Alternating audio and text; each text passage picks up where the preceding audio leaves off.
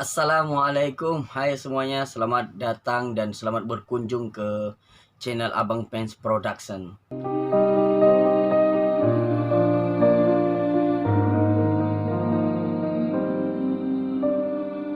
Pada video kali ini aku akan berkongsi cerita berkenaan santau ataupun santet.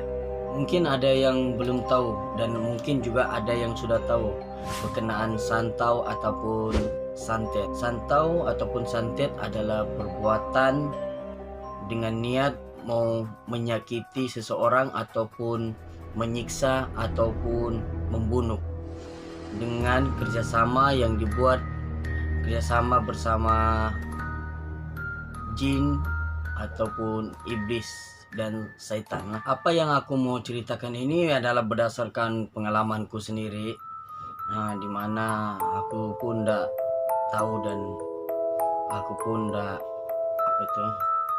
pikirlah benda ini akan terkena dengan aku. Rupanya benda begini memang begitu, lumrah-lumrahnya memang begitu. Dia kena terantuk dulu baru tersedarlah, men. Dulu aku pun tidak juga pikir yang benda-benda santau santet nih boleh masih wujud lagi di zaman 2020 begini. Dan memang betul aja mau kita kena sendiri baru kita akan percaya tuh. Ceritanya begini, beberapa minggu yang lalu aku nih sakit pinggang lah, sakit pinggang yang tidak boleh bergerak. Pun tidak pikir yang aku nih diguna-guna, disantet ataupun disantau nih. Jadi aku pun tidak tahu saja. Aku pun tidak tahu. Lepas tu aku cek pergi dokter. Yang herannya juga aku akan sakit setiap antara hari Kamis malam Jumaat tuh aku akan sakit sudah. Dalam lebih kurang dalam 2 bulan lah, 2 bulan begitu aku terlayan sakitnya. Lepas itu buat pemeriksaan dokter saja. Aku pun buat rawatan dokter macam biasa. Cuma yang tidak tahan nih, setiap minggu aku akan dapat cuti sakit, kan? Dan itu membuatkan aku punya aku punya kerja nih, disiplin kerjaku merosot. Akhirnya tuh buat scan badan, scan tulang. Dokter yang merawat aku tuh pun heran. Aku sudah macam kira minggu-minggu sudah aku pergi check in di klinik kesehatan tuh. Sampai aku scan, sampailah dokter tuh pun sudah macam 2-3 kali dia scan aku. Jadi dia pun tanyalah dengan aku, kau ada coba berobat kampung enggak? Begitu. Saya pun ada juga aku berobat kampung. Dan kenapa? Sebab dia bilangnya kalau aku periksa kau nih, dia bilangnya kau tiada masalah juga, dia bilangnya. Ada dia tuh orang macam dokter dari KK waktu Kota Kinabalu. Kau ni macam tiada masalah, dia kata. Kau masih boleh lagi kau macam buang air besar, okey, buang air kecil, okey. Kalau aku masih lagi boleh mengangkat kakiku sedikit. Cuma masalahnya aku tidak boleh berpijak, tidak boleh angkat badanku sendiri lah, berat aku rasa. Jadi lepas tu pinggangku akan pedis, sakit. Dan aku memang betul 100% aku nak pikir benda tu adalah santau ataupun santet. Selepas aku dapat doktor tu sudah nasihatkan, coba kau buat rawatan kampung kah apa kah bilangnya. Dia bilangnya kita tidak tahu juga lah, dia bilangnya, tapi coba saja dulu.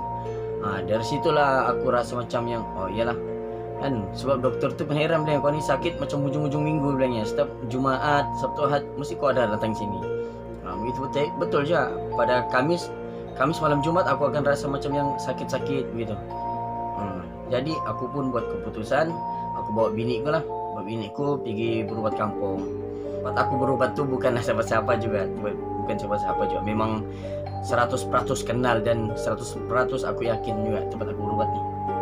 Okey, aku pergi berubat sana. Cuma tempat aku berubat ni aku kena rahsiakan, bukan rahsia macam mana. Aku tak boleh kasih tahu jugalah sebab yang mengubat ni minta jangan disebarkan lah, jangan dikasih tahu yang dia tu pandai mengubat. Begitu.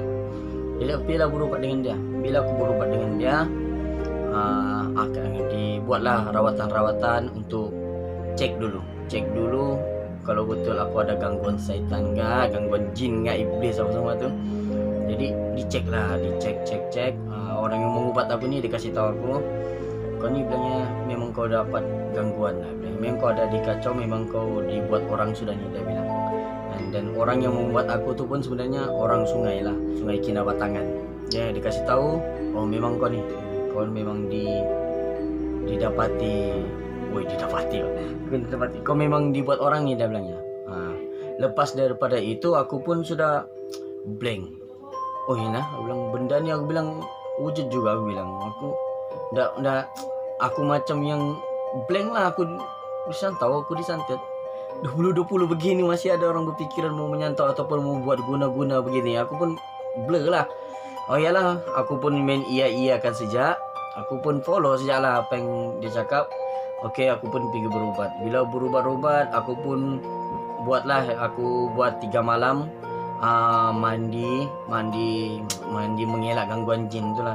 Mandi 3 malam. Lepas tu hari pertama aku dimandikan tuh, aku rasa ada macam sedikit kan, sebab waktu aku sakit tuh aku ndak boleh berdiri.